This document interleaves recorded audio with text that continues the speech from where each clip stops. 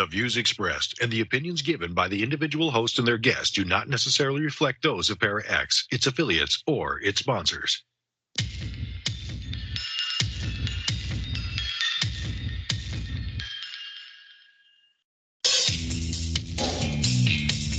Supernatural, metaphysical, paranormal. You know, all those things you've been wondering about? Are you ready to go deeper into the realms of the unknown? I hope you've got your walking shoes on, because life is an adventure, and this is the journey. Come on, let's go.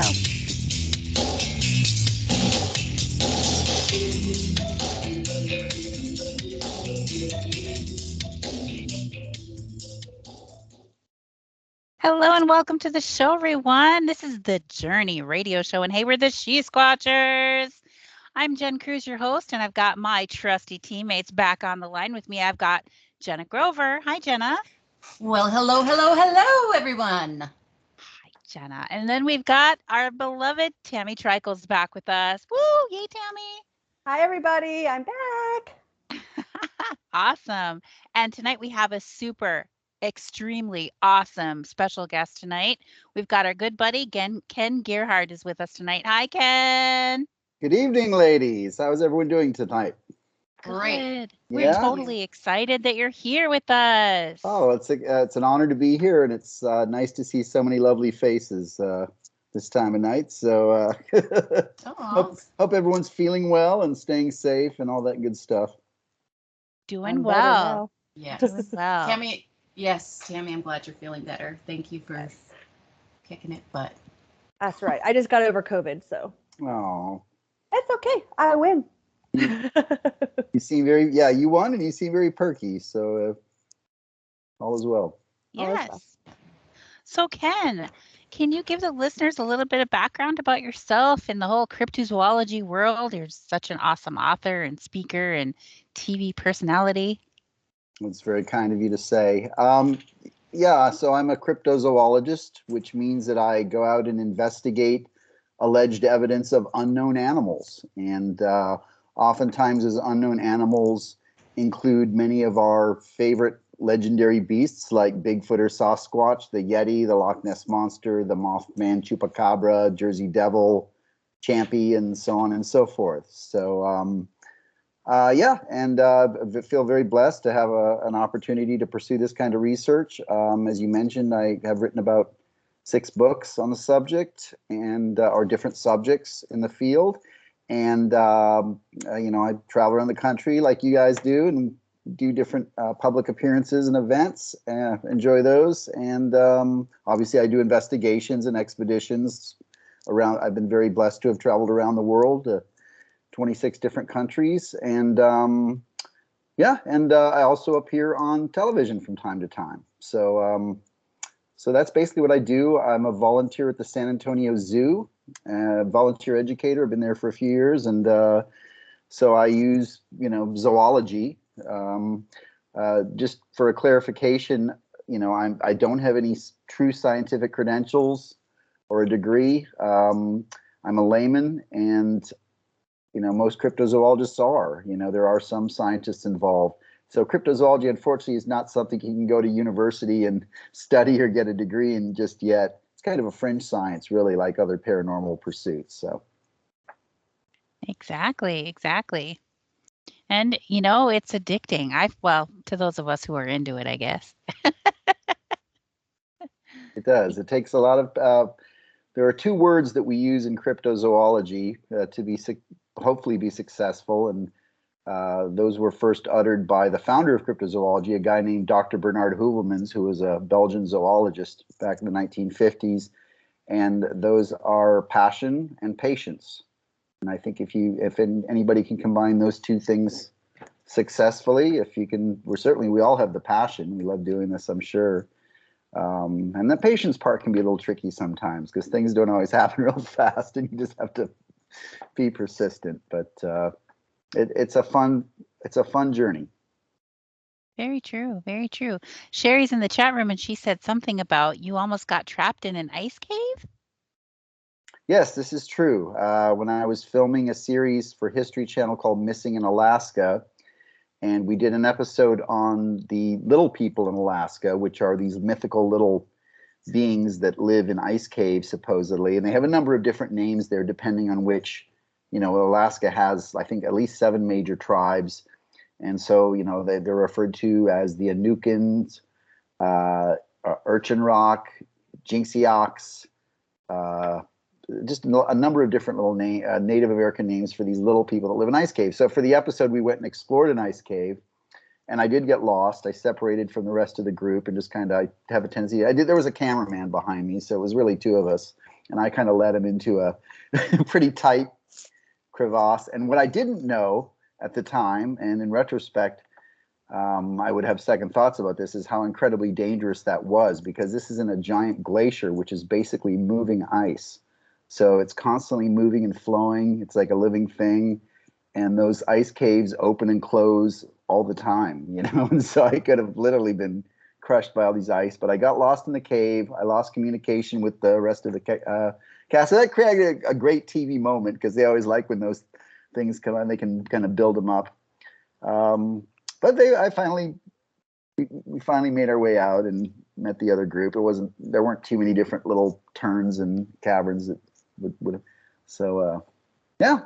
Thank you for the question. That was, or a comment. I mean, that was a fun memory. Oh, it's fun. How long were you in there? In the cave? Mm-hmm. Total, it was probably a couple of hours. Obviously you can imagine it's pretty cold inside of ice, even if you're like wearing really good warm clothing and base layers and stuff. So we were probably in the cave total, all of us moving around for a couple of hours, maybe a few hours. And I was probably lost for about 30 minutes or something, maybe 30 to 45 minutes before we figured out how to get back. So. Wow. That'd be kind of scary. Yeah, it was. Jenna took me to an ice something. It was in Galveston. Mm-hmm. And so I went down there in January with her a couple years ago. It was Moody Gardens. Yeah. Oh, nice. Mm-hmm. Yeah. And she took me to this ice thing. And so I'm like, yeah, we just came from winter. Let's go back. It was cold though. It was cold in there. But yeah, anyway, so I got to ask, which is your favorite cryptid? Oh, wow. Actually, people ask me this quite a bit. And at one time I would answer it by saying, well, I can't choose one. It's like choosing your favorite child. And then I had some of my friends that are our parents. I'm not a parent.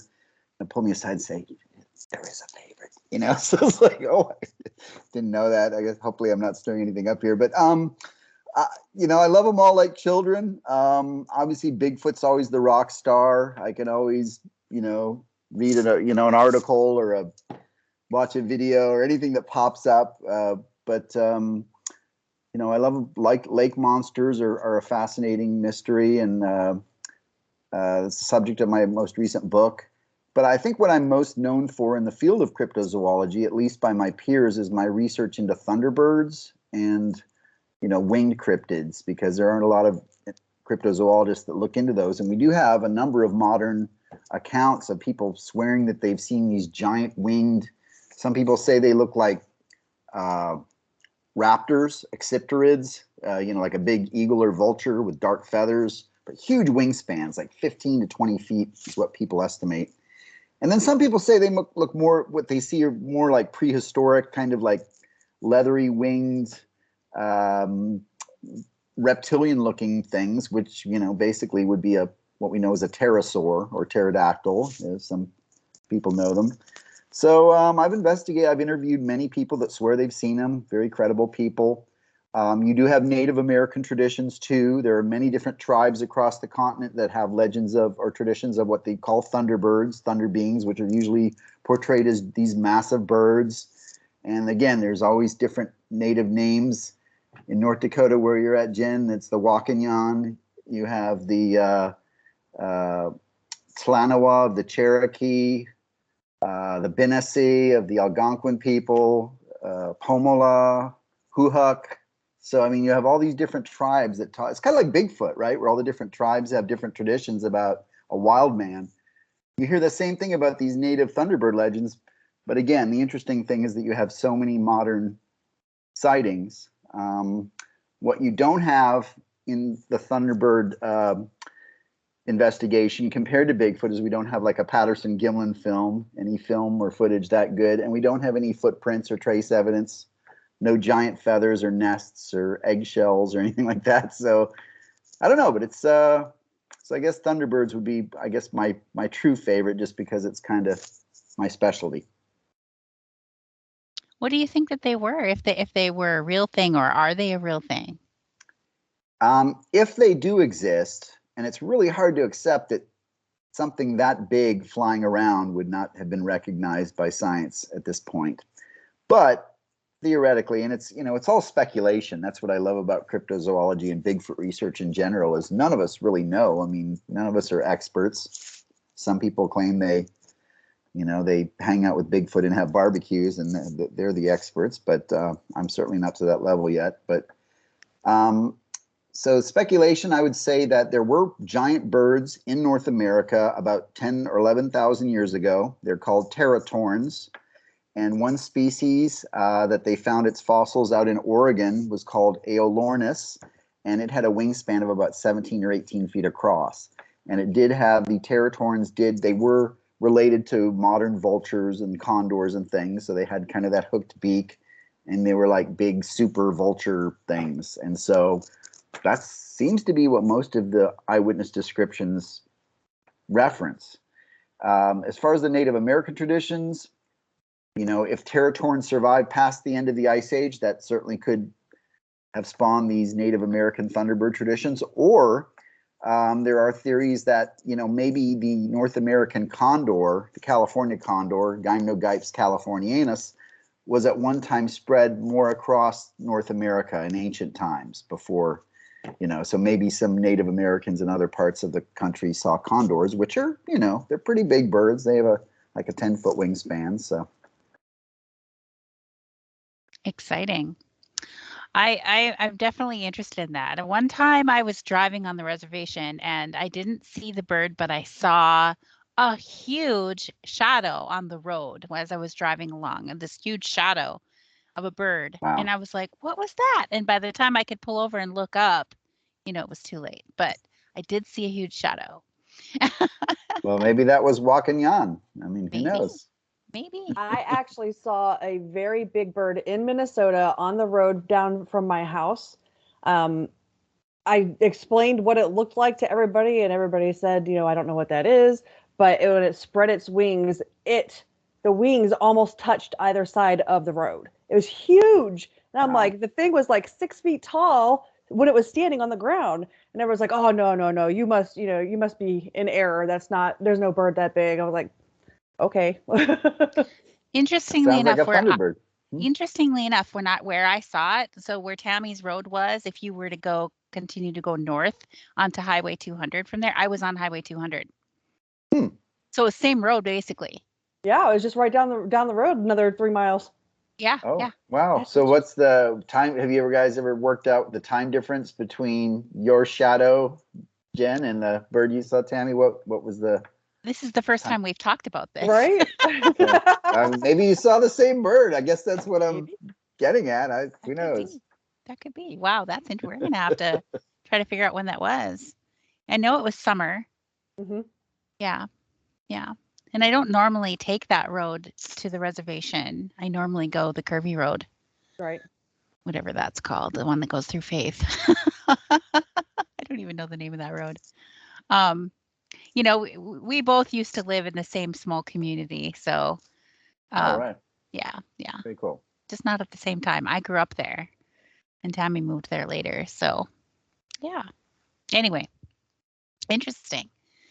Definitely. I should go check out that some more and see if anybody's seen anything out there.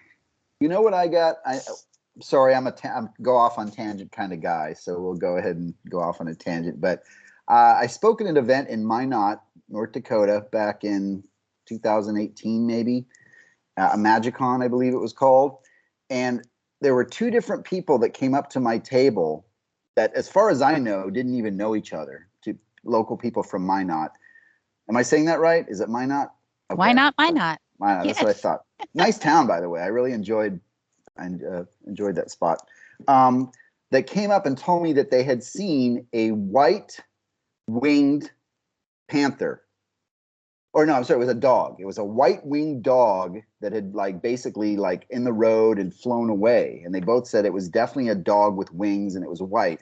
And I got that 2 times when I was in Minot from these different people. And I was like, are they playing with me? Or is that really like a phantom winged ghost dog flying around Minot? That might be a fun investigation and something to look into, because I don't know. I thought it was already a weird story to hear once, but then when the second person came by my table later on that day and told me something similar, it was like, what? I've never heard of that. Have you? I heard have. it? I haven't you don't hear about many winged dogs in general. There was one called the Brentford Griffin that was sighted over in England a couple of times, and there a couple other obscure stories of winged dog-like things, but those are pretty rare in general. So, interesting. I know that Native people talk about the guardians, in that some nature guardians can take on a physical aspect of multiple creatures at once. So I wonder if it was something like that. I don't know. Yeah, it's as good a theory as any. It's definitely not something that should exist in the natural world. So my inclination would be to look more like at a paranormal or metaphysical explanation for something like that. So yeah, for sure. Interesting. Very interesting. Well, thank you for sharing that with us, because I have not heard about that one before. I might have to ask around a little bit over at Minot. Yeah, it just popped into my head when we were talking about, the Dakotas and all this stuff. So we almost came to that event to see you there, because somebody, a few people said, hey, Ken Gerhard's coming, you should come. it was fun. It was mostly like a comic book, and it was, a mixture. They had a lot of stuff going on, but I was considered a headliner, which was kind of an honor. The other person that was a headliner, and I can't remember his name, was the original artist who designed all of the spacecraft in Star Wars, the first Star Wars. He designed the Death Star, the X-Wing fighters, all that stuff. And he had basically just had all these drawings in his closet for years and just forgotten about everything. And then he had this new girlfriend that was in his closet. What's all this? She's like, oh, I designed all this stuff in Star Wars. She's like, dude, you need to be going out to these conferences and get a table. And sure enough, he had a huge line of people, and he was autographing his original sketches of, I know this is another tangent, but I thought that was a pretty cool story, that this guy was just he didn't realize he was so humble, that designing all of this stuff in Star Wars was a big deal. It wasn't just like, oh yeah, I did that. But he was a really cool guy. It was fun talking to him. That is a big deal. Wow. I'm kind of a geek that way. I don't know if people know that or not, but Star Wars and Star Trek. Definitely. Don't tell anybody. Anyway. Oh, my goodness. So have you been on any interesting expeditions lately? Well, back in October, I traveled up to Western New York and Northern Pennsylvania. I met up with one of my best friends. His name is Lee Hales, and he's a naturalist. He's been on some TV shows with me, Monster Quest and some other programs. He's more of a skeptic, but he has a real scientific, he has degrees in zoology, paleontology, and he's worked with bears and alligators and different things. So he's curious. So anyways, I'd always wanted to go look for the thunderbirds of Northern Pennsylvania, because for whatever reason, that's an area that produces a lot of sightings, and it has traditionally going back to the 1800s. And a particular area called the Black Forest, which already sounds pretty spooky, right? But it's in the Susquehanna River Valley. It's a pretty remote part of Pennsylvania, beautiful country. So we went up there in October for a few days and just visited different locations where thunderbirds had been reported. Most of the people there weren't real familiar with the legends. It's not like Bigfoot, where you go to an area and you start asking about Bigfoot. You might get somebody that says, oh, I know somebody that said they saw something. This was more like, although some people said, okay, maybe I've heard of that. So I guess there aren't a lot of recent sightings up there, but that was kind of fun. That was a bucket list thing for me. The big thing I did last year was, along with a group of other researchers from Oklahoma and Texas, we traveled out to Northern California and searched for evidence of giant salamanders that are reported to be anywhere from like 5 to 9 feet long, which is like, monstrous. And those stories are, by the way, those are woven into Bigfoot history. If you look back at a lot of the Bigfoot expeditions through the years, the Bigfoot investigators would often hear these stories about these monster salamanders, and they would kind of go off and look for those on the side. And there are also Native American legends there. The Hoopa tribe and other tribes there talk about, I think the Yurok tribe talk about these giant salamanders. So that was a fun trip. We didn't find any monster salamanders, unfortunately. We did see some beautiful country. And it's basically, we were right there in and around Willow Creek and Happy Camp and some of those areas. So we did, on the very last day, we managed to get up to the Patterson-Gimlin film site and camp out with a bunch of other Bigfoot researchers from Bluff Creek Project and elsewhere. And so that was, kind of fun to finally make it to that location. So those were kind of my 2 expeditions last year, and I'm working on a couple things for this coming year, or the year we're in now, I should say. I have a question about the salamanders. How tall do you think they were? Well, tall or long? Because Tall. Salamanders, it's hard to say, but salamanders are pretty flat. So, for example, the largest known salamanders in the world are like the Japanese and Chinese giant salamanders, cryptobranchids, and they get to be about 5, maybe 6 feet long. But they're very flat. They're built to kind of sit in the bottom of the water, in shallow water, and they prefer living in like cold, fast-running like mountain streams. But they go under rocks and into like tight crevasses and stuff. So, obviously salamanders are amphibians. So you got to imagine it's something with a very spongy, mushy kind of skin.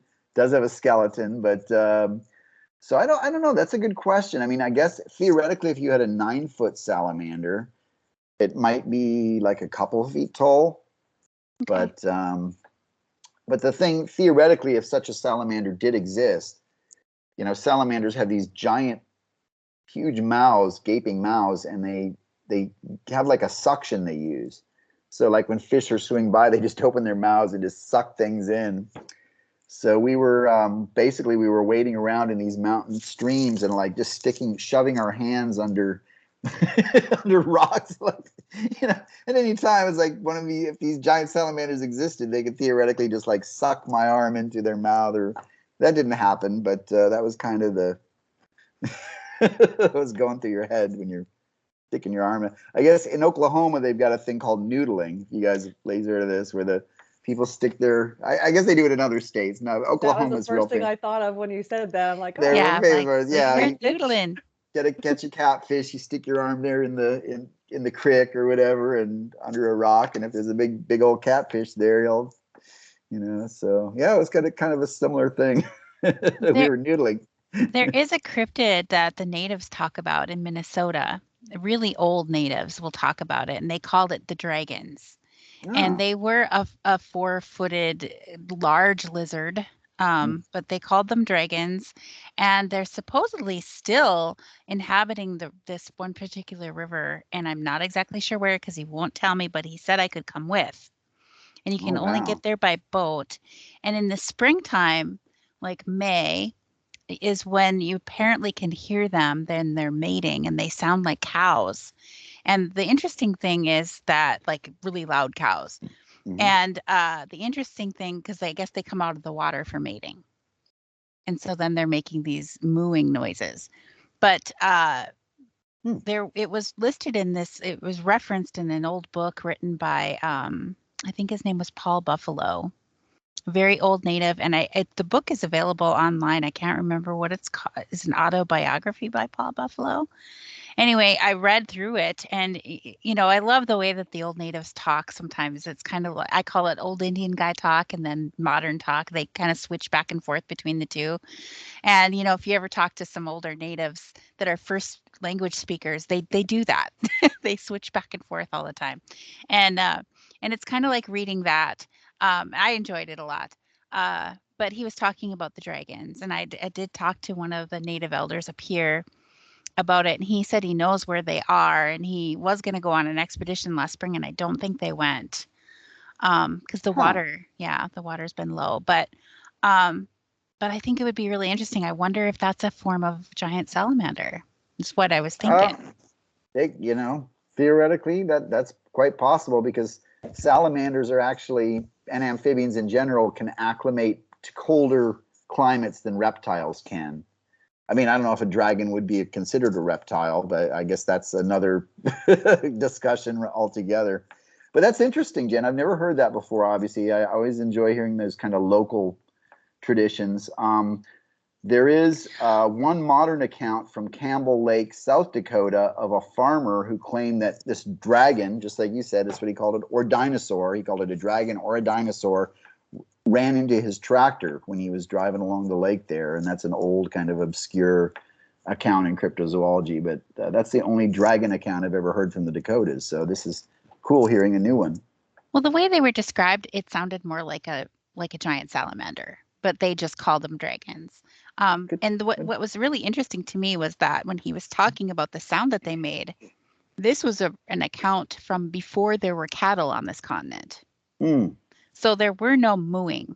There were no mooing cows here when this was being recounted, like originally. So that was interesting. And the accounts of it now, I mean, in the area there are no cows either. So, I think it would be fun to go out there and check it out to see if we can see any of them. Sounds like a good expedition. Some at times the giant salamanders of the Pacific Northwest, and they've not only been reported in Northern California but also British Columbia, were actually referred to as alligators. And it was just kind of people have a tendency in some cultures to use like very general animal descriptions for things that aren't exactly what they're describing, like you say.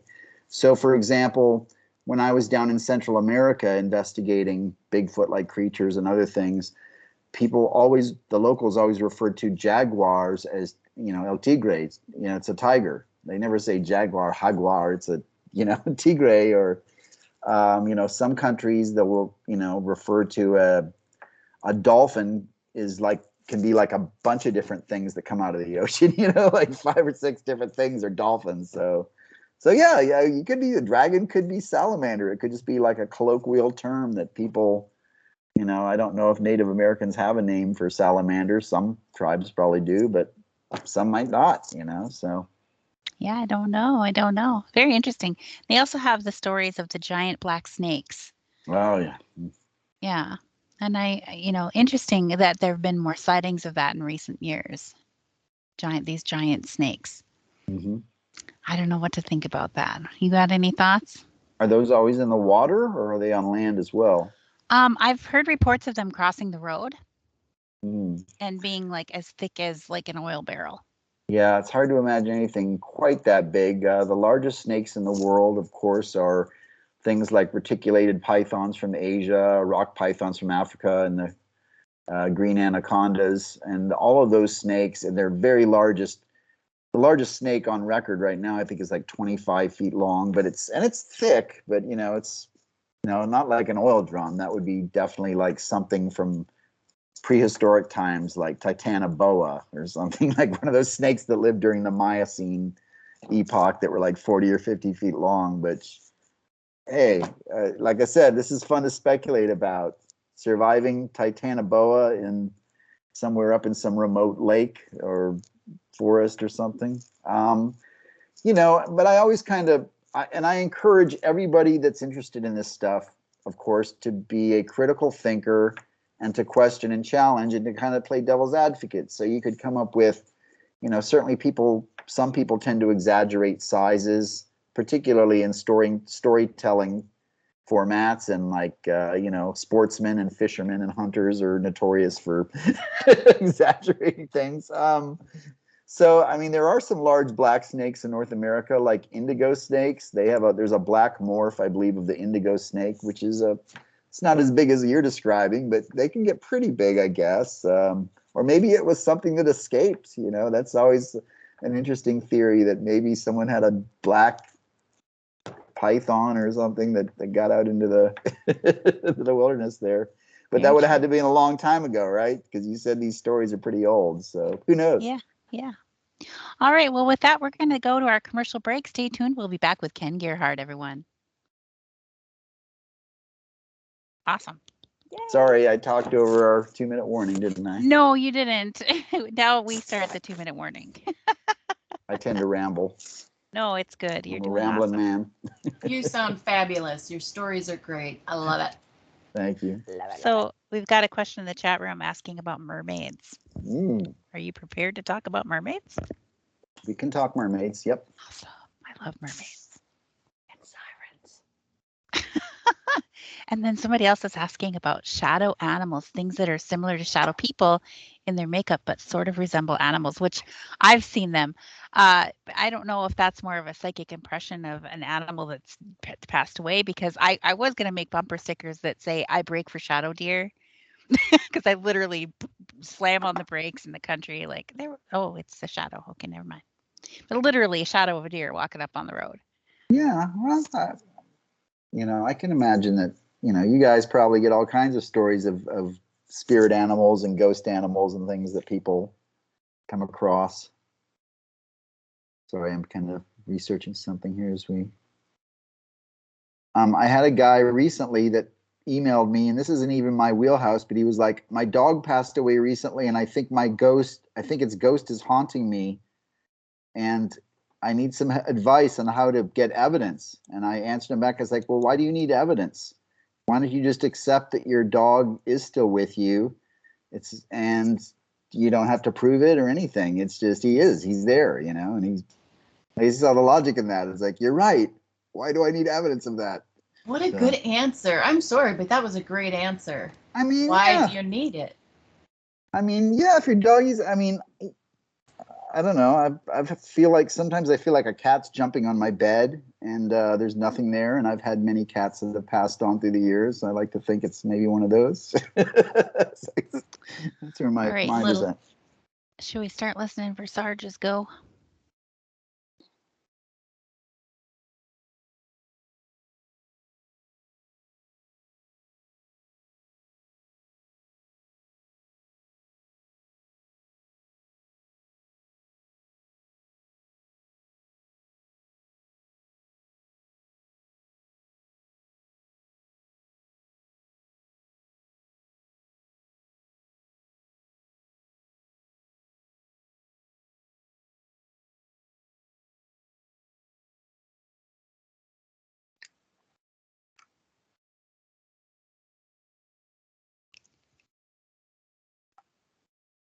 I'm not sure if Sarge said go. Are we on the air?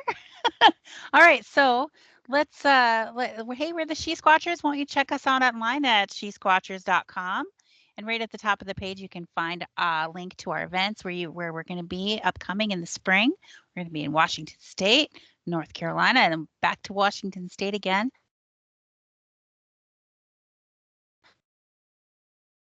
But stay tuned for that.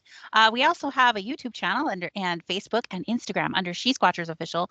Won't you please come and check us out there and follow our pages and subscribe to our channel and help us win the subscribers race we've been challenged to. Hopefully that'll be over in April when we get out to Washington State. So help us win. Come subscribe to our YouTube channel. We've got Ken Gerhard with us tonight. So excited. We've gotten the awesome opportunity to hang out with Ken various times at events, and he's just the coolest guy. He's just as he is on TV. He's even cooler than that guy. So anyway, back to Ken. But we've got a question in our chat room. Somebody's asking here about mermaids. Can you enlighten us about your thoughts with mermaids? Are they real? Wow. Well, we investigated a mermaid up in Alaska called the Qualupalak, which is kind of I guess it's an Inuit legend, a tradition. We didn't find any evidence of it, but it was, similar to other traditions around the world. Yeah, I don't know about mermaids. There are, of course, a lot of mermaids that you can find in antiquity. In bygone days, you had many traditions. The belief in a half man, half fish actually goes back to the ancient Babylonians and a man fish god called Awanis. And then that kind of evolved into the archetype of a fishy man or a woman fish or whatever you want to call it. But surprisingly, there are some modern sightings. Most recently, well, I'll start in this century. There were sightings of mermaids or accounts of mermaids off the coast of Scotland as recently as 1949. In 1967, their crew of a ship up in British Columbia claimed that they saw mermaids sunning on a rock. There was an account from World War II of a guy named Ryan Mellart who was on a little island in the Indian Ocean, and he claimed he saw local fishermen pull up a mermaid in their nets and let it die on the beach. Very grisly and sad. And as recently as 2009, at a place called Kiryat Yam, Israel, there were a couple of accounts of these people that claimed that they saw a mermaid frolicking on the beach. So isn't that weird that you have, I mean, it's weird to me because mermaid seems like a very old, kind of legend or mythology compared to some of these other things that we talk about, like Bigfoot and stuff. But I guess I'm skeptical because it doesn't really fit into the natural world in terms of like evolution. So, there's never been any evidence of an aquatic humanoid or anything like that could evolve. But you have all these traditions around the world, so you can say maybe, there are things that we don't know about what's in the ocean. I mean, it's 71% of our Earth's surface is covered by deep water that averages 12,000 feet. That's pretty darn deep, and we don't know what's down there, really. I mean, they talk about that all the time. It's a cliche, but we know more about the moon than what's in our deep oceans. So that's that's the one thing you can say to advocate for mermaids is, there could be anything down there that we haven't discovered. But I would just be skeptical about like the traditional mermaid, I guess, torso of a beautiful woman and then this long fish-like tail. But that's just based on my understanding of the natural world and zoology. And so maybe in 100 or 1,000 years, they'll figure out, oh, there were mermaids and we just couldn't find them because they were living down so deep. They only came to the surface once in a while. I heard someone speculate once about humans and how we are more compatible with being a water creature than being a land creature because we sweat fluid, which is dangerous for a land creature to do. Yeah, that's a good point, I guess. And we're not as hairy as other mammals. I mean, we're lower on the hair scale. I mean, I guess some more than others, but in the big picture. Yeah, and I hate to burst bubbles, but I always try to keep it real. But there was a documentary on Animal Planet a few years ago where they talked about mermaids and claimed to show evidence. And there was a disclaimer. It was fabricated. It was a cool kind of idea that they came up with on how they evolved, and they had some kind of creepy film evidence and stuff. A lot of people didn't catch that disclaimer, so I still get people that have seen that documentary that come to me and say, well, I know mermaids exist because I saw that video that the government military had or whatever. And again, just because that has been debunked doesn't mean that there aren't other possibilities out there, because you do have this worldwide tradition of these creatures. So it seems to be a recurring theme in different places around the world. Mm-hmm. Another question from the chat room was asking about shadow animals that look kind of like shadow people, but in the shape of animals. What do you know about those? Well, technically that wouldn't be cryptozoology, because cryptozoology is based on zoology and, the natural world as we know it. And what I get from the inference of shadow animals is we're talking about entities that are not fully corporeal or physical. They're basically like spiritual or energy based or something else that I'm a very open-minded person. I have many friends that are involved in paranormal research and UFO investigations and different things, and I find all of it fascinating, and I think there's a lot of evidence for all that stuff. And I think what it boils down to is, I acknowledge, and I'm always happy to acknowledge, that there's a lot of things in our world that we just don't understand yet. Even though we like to kind of pretend that we've reached this stage in human history where, okay, we got it all figured out, but it's like, no, there's so much that going on around us that we just don't understand, or we can't perceive all the time. And some people obviously seem to perceive or sense it better than others. So, I think the best argument I've always heard about ghosts, and that makes sense to me from a scientific perspective, is that, all living things are basically energy, and we have energy that we're basically producing in our bodies on electrical currents that are running through our body at all times and different things. And so to me, it seems perfectly, and animals would be the same, right? Animals have basically probably electricity and energy going through them, and maybe they somehow leave a residue of that, or, I guess that's what if I'm making any sense, they're leaving that energy behind, either when they pass on, or I don't know. You guys, what do you guys think about that? Energy never stops. Energy is always in motion. It just transforms. Right. So I want. It makes sense that they would not cease to be. They would just cease to be in a flesh suit. Beautifully put. Yep. We have a ghost cat here. My landlord lives. I'm in a house, but there's one part of the quarter of the house that was made into an apartment when it was built. And so I have a door that goes into this hallway that goes into like a split level area that connects with the rest of his house. And he had a cat when I moved in, and I had a dog. And my dog passed away. And he asked me, "Where's your dog at? I haven't seen your dog for a while." And I'm like, "She passed away." And he goes, "Oh yeah, Fluffy died too." I go, "When?" Because like 6 months before that, his cat started meowing at my door, which it never did before, and I never opened that door. And I'm like, "When?" Because I'm like, "I just heard your cat at the door." And he's like, "Oh, Fluffy died 6 months ago." And I was like, "Okay." And like people will come over, and my bathroom is right next to that door. They'll go to the bathroom. They'll be like, "The cat wants to come in, Jen." I'm like, "Open the door. There's no cat." There's no cat. He still meows at my door. Fascinating. Yeah, you hear those stories that people still can sense their pets or other people's pets. So so that brings up an interesting topic, which some people ask me about, which is, could things like Bigfoot and some of these other cryptids actually be the ghosts or spirits of animals that lived in the past? And it's an interesting, I appreciate the kind of the outside box thinking, but my argument to that theory is,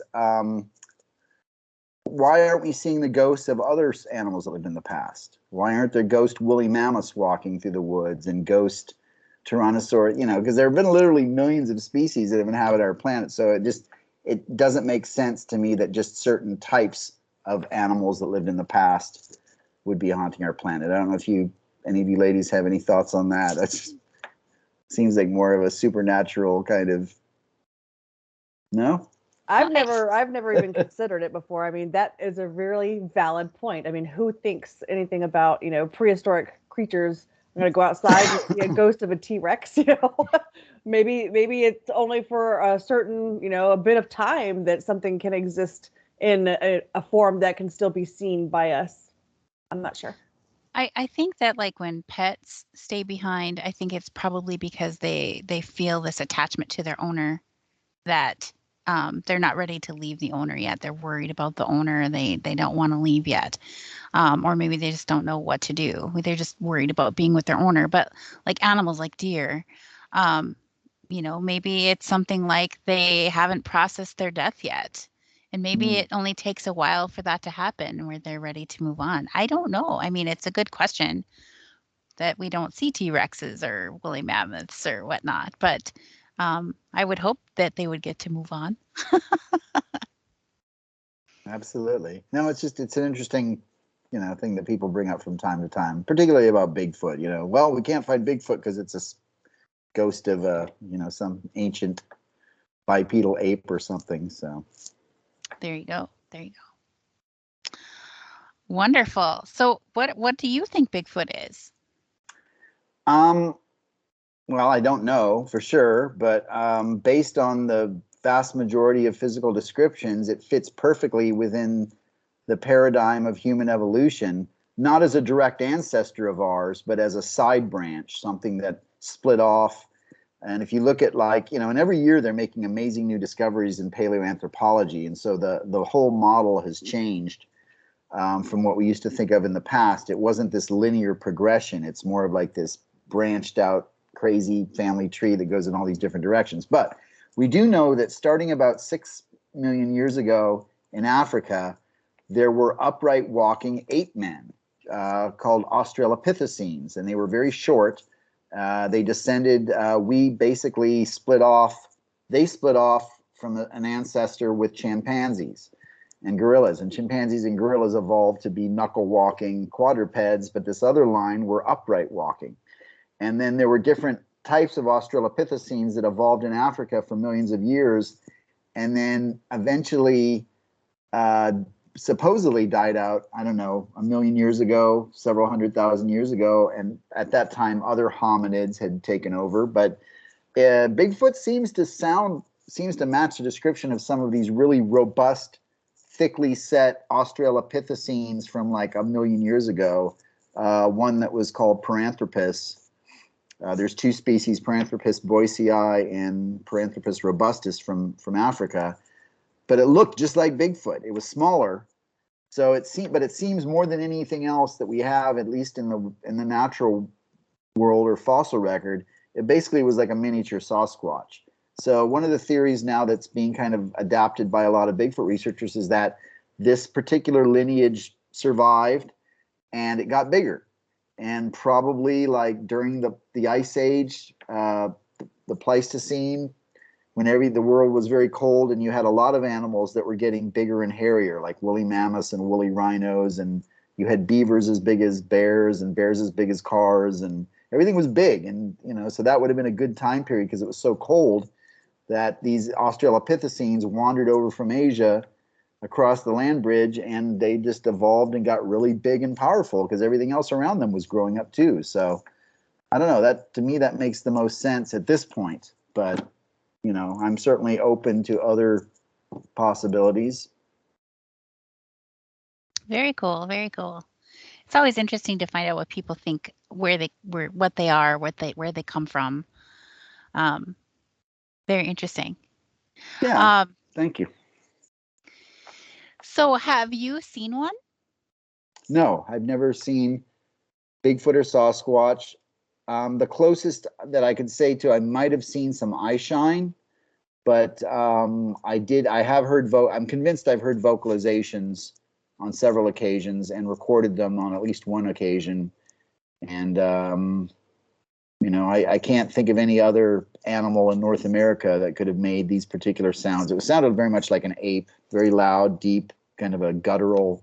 If you're familiar with primate sounds, and again, I work at the San Antonio Zoo, I've done research in areas with wild primates and howler monkeys and things, and primates have kind of a distinctive vocal characteristic. I guess it's based on the way that our voice boxes have developed and stuff. Some, even small primates can be pretty loud. But anyways, and then I've also heard like the traditional, the whooping sounds. I've heard those a few times. I've heard the whistles. I've heard a couple of tree knocks, not too many. So no, I think I've been close to them, but no, I've never seen one with my own eyes. Gotcha. What about dogmen? Somebody's asking about dogmen in the chat room. Yeah, dogman's kind of like a newcomer on the scene, I guess, because it seems like, dogman is basically described as like an upright walking creature, similar to Bigfoot in terms of like big and powerful and covered in hair, on 2 legs, but with a wolf-like head. And so it's kind of a mixture, like an anthropomorphic mixture of a human and a wolf or a dog.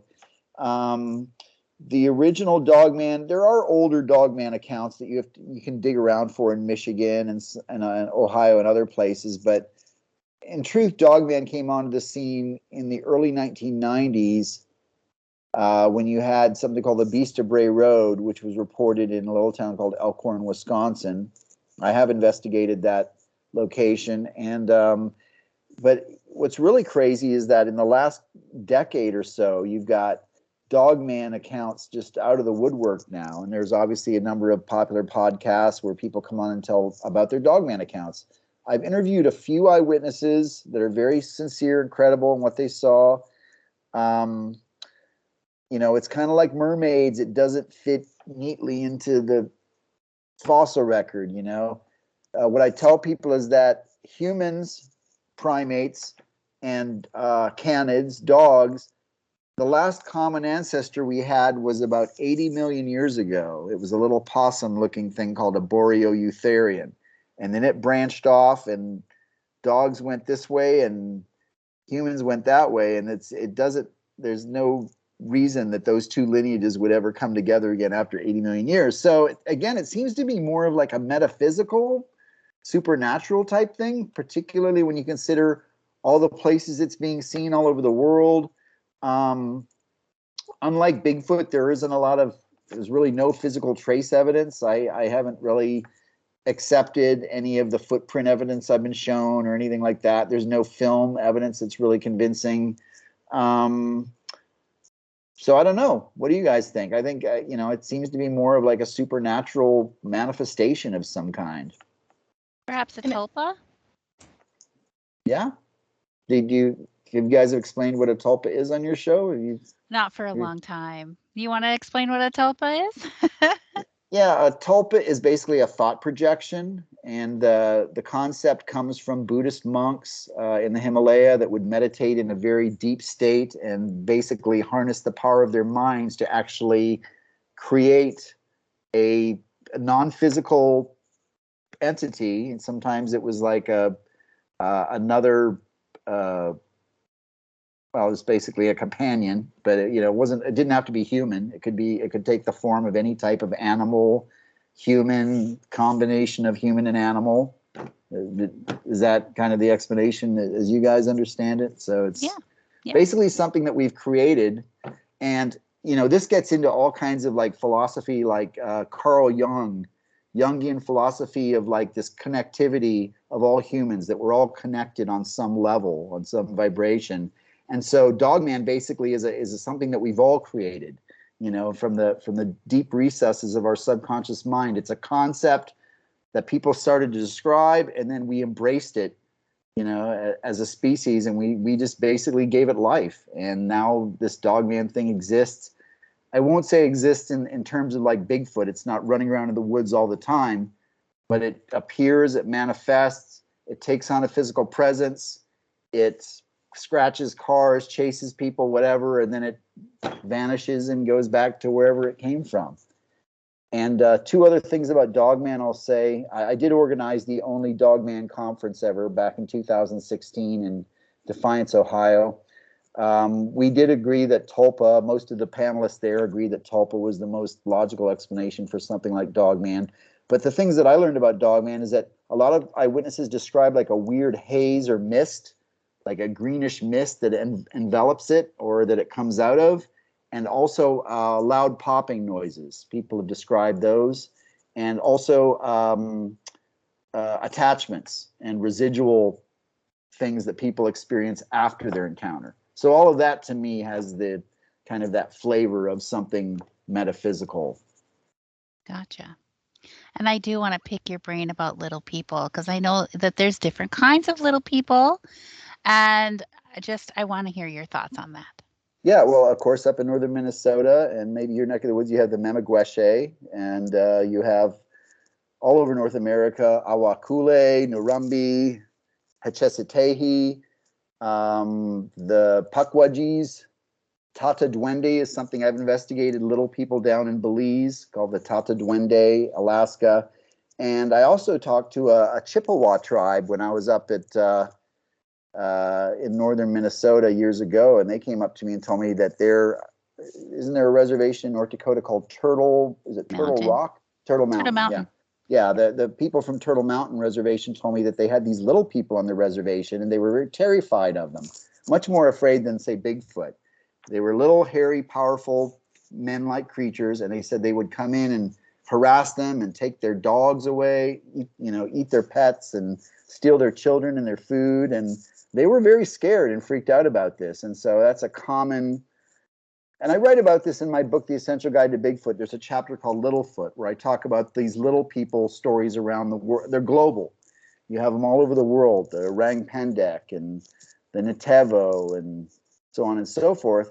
And but they're not Bigfoot, because people say they're only like 3 feet tall, but they're powerful and hairy and man-like, and people are very it's usually the native people or the endemic people that talk about them. So I don't know. It's to me, it's another fascinating aspect of the Bigfoot mystery, because they sound a little bit like Bigfoot, but they're smaller. And I guess one thing I should tag on to that is that, some of them might be juvenile Bigfoots, because we know Bigfoots aren't born 7 feet tall. So in some cases, people may be seeing the juveniles, but the way these Aboriginal people talk about these little people legends, they always describe it as like a race, or it's a tribe, it's a race. It's not just 1 or 2. So. And well, from the the elders that I've talked to from up here in Minnesota, Chippewa tribes, Ojibwe, and even the Sioux, the Lakota, Dakota, they talk about the different kinds of little people, that they're different kinds. They look very, very different. Like the Sioux or the Dakota will call the ones that look like a small Bigfoot, they call them Chahotanas. And it's actually spelled Canotina, but it's pronounced Chahotana. And they're supposedly with the Bigfoot in Seecha Hollow Park in South Dakota, which every time we go there to investigate, it rains like cats and dogs. Every time we've tried to go there, it rains like crazy. So we're going to get there, because it's only like 90 minutes away from where Jenna and I are. So we are going to get there when it's not raining. Please do keep me in the loop. That's fascinating. There's no camping in that park at all. No camping. And there's like quicksand, and they're like really heavy suggestions to stay on the trail. So, but I've heard lots of people say they've had really crazy experiences out there. And Sika is actually a Dakota word, and it means bad. So there you go. Yeah, for sure. That sounds like a fun adventure. You'll have to keep me in the loop. Absolutely, we will. We'll let you know. But hey, I know that you're coming to Minnesota this October, I believe. I am, right? and I love the way you just said Minnesota, because it sounded, you pronounced it perfectly. That's because I live here and I'm born and raised. I know. Well, I lived in Minnesota till I was 11 or 12. So in the Twin Cities area. But I'm excited. Yeah, I'll be at the Minnesota Bigfoot Conference October 11th. 18th. I'm sorry, I don't have my schedule here in front of me, but I'm sure people can look it up online. And yeah, looking forward to that. Looking forward to seeing all of you. If we aren't at a different conference, I'm going to try really hard to come and see you, because you can't be that close, like 3.5 hours away from me, and need not come if I'm here. Well, that is the busy time of year for conferences that we all like to attend, is October. So that I'm sure I totally understand. But yes, October 7th through 9th, I'll be in Grand Rapids, Minnesota at the Minnesota Bigfoot Conference. Absolutely. That's going to be a good time. And we have just like 1 minute left. Can you just tell everybody where they can find you or your books if they'd like to contact you or buy some of your amazing books? Well, thank you so much. And thank you all for having me on. I enjoyed our conversation. Sorry if I dominated it a little bit too much. I tend to get wordy, but my books are available on Amazon.com. People can just type in Ken Gerhard. Some of my books are available in Kindle and even audio book format. I have a website, kengerhard.com. I'm also on social media, Facebook, Twitter, Instagram. And I have a YouTube channel if people want to check out some of my little cryptid videos that I've put up there, including my recent Pennsylvania thunderbird investigation. Wonderful. Well, thank you again, Ken, for coming on. Everybody's loving you. And I can't wait to see you and talk with you again. Thank you so much for having me. Everyone out there, stay safe. Love you. Good night, everybody. Good